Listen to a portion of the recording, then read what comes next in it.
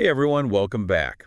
We're diving into some seriously useful stuff today, specifically for all you hotel and restaurant owners out there. Yeah, we're going to dig deep into some tips from a real pro. Maurice, he's a hospitality expert, been in the food and beverage world forever. Knows his stuff. I mean, you guys know how tough it is to keep things fresh and exciting, keeping those customers coming back. For sure, it's a tough business. Maurice has seen it all, the good and the bad, what really works, what totally flops. And that's what makes this deep dive so valuable. We're going to break down Maurice's insights, make them super practical so you can put them to work in your business, like right away, from the minute a guest walks in to that final impression. It's all about the big picture, right? Absolutely. So Maurice is really big on this idea, your cuisine, it's like the heart and soul of your restaurant. He calls it the culinary DNA. Yeah, exactly. And it's funny because he says people don't necessarily think, where should I eat Yeah. first? It's more like, what do I feel like eating? Makes sense, right? You get a craving, then you figure out where to go. Totally. Like, think about all the different cuisines in the U.S. Italian, Mexican, Asian fusion, vegan, so much variety, and each one attracts a specific type of customer. Right. But it goes even deeper than that. Maurice says you got to really know your local market. Like, don't open a Mexican place if every corner already has a killer Italian joint. Unless you're really confident you can steal those customers. Well, exactly. You got to know what people are hungry for, literally, and what they're not getting enough of. Well, and speaking of trends, Maurice is all over the plant-based and gluten-free thing.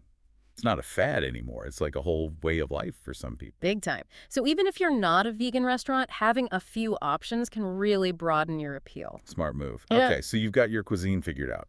Now, Maurice says, to be a truly successful restaurateur, you got to be a bit of a psychologist too. You got to really get inside your customers' heads. He's not kidding. You got to know their needs, their expectations, everything. Yeah. He tells this great story about a restaurateur back in '94. This guy, instead of trying to compete with all the Italian places, he saw a gap in the market, adapted his whole concept. Brilliant. Talk about knowing your audience. Right. Maurice gives some really useful questions to ask yourself about your potential customers, like, are they in a hurry? Or do they want a leisurely dining experience? Fast food versus gourmet. Right, exactly. Mm. And are they young, affluent, budget-conscious? This stuff really shapes your whole approach. And helps you spot those untapped culinary niches. You know, what's missing in your area. Okay, but here's the thing. The world of food is constantly changing. Travel, cooking shows, social media. It all influences what people want to eat. You snooze, you lose. Right, pretty much. Maurice uses Red Lobster as an example. They're known for seafood, but they've added all these ethnic-inspired dishes. Lobster pappardelle, sesame soy salmon, Southwest shrimp, things like that. Keeping up with the times, and it's working for them. Marie says their customers are loving it and their sales are up. So pay attention to what's trending on Instagram, TikTok. Look at those foodie hashtags. Yeah, and don't be afraid to experiment. Maurice even suggests adding a little local twist to your existing dishes. You know, a miso glaze on a burger or something. Now let's move on to the menu itself. Maurice compares menu planning to building a house. It all starts with a solid foundation. And that foundation is your ingredients, your staff, and your equipment. Get any of those wrong and the whole thing crumbles. Yeah, like that story about Restaurant Zuni. They tried to get fancy with all these complex dishes, but their customers were mostly theatergoers in a hurry. Disaster. Maurice says if you have a small team, keep the dishes manageable.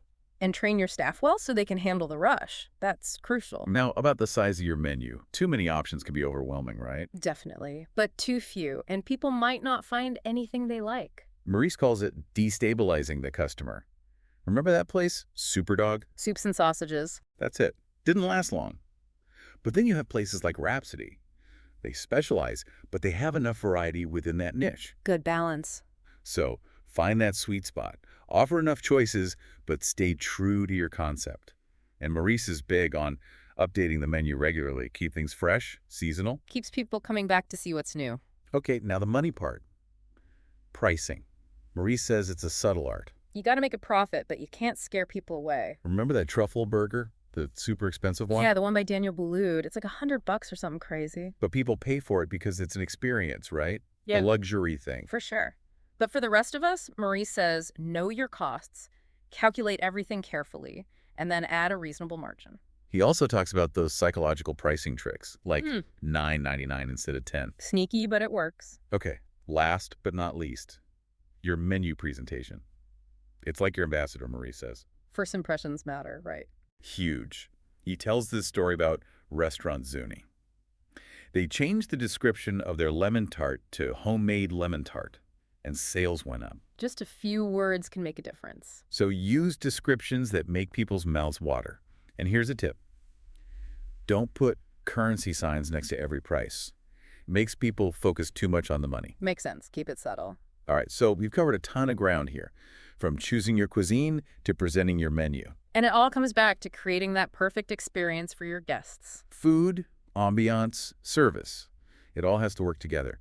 So think about everything we've talked about today and ask yourself, what's the one thing you can change right now to make a difference in your business? Maybe it's time for some market research, or check out what's trending in the food world. The hospitality industry is always evolving, so keep learning, keep adapting, and you'll be well on your way to success. Thanks for tuning in, everyone. We'll see you next time.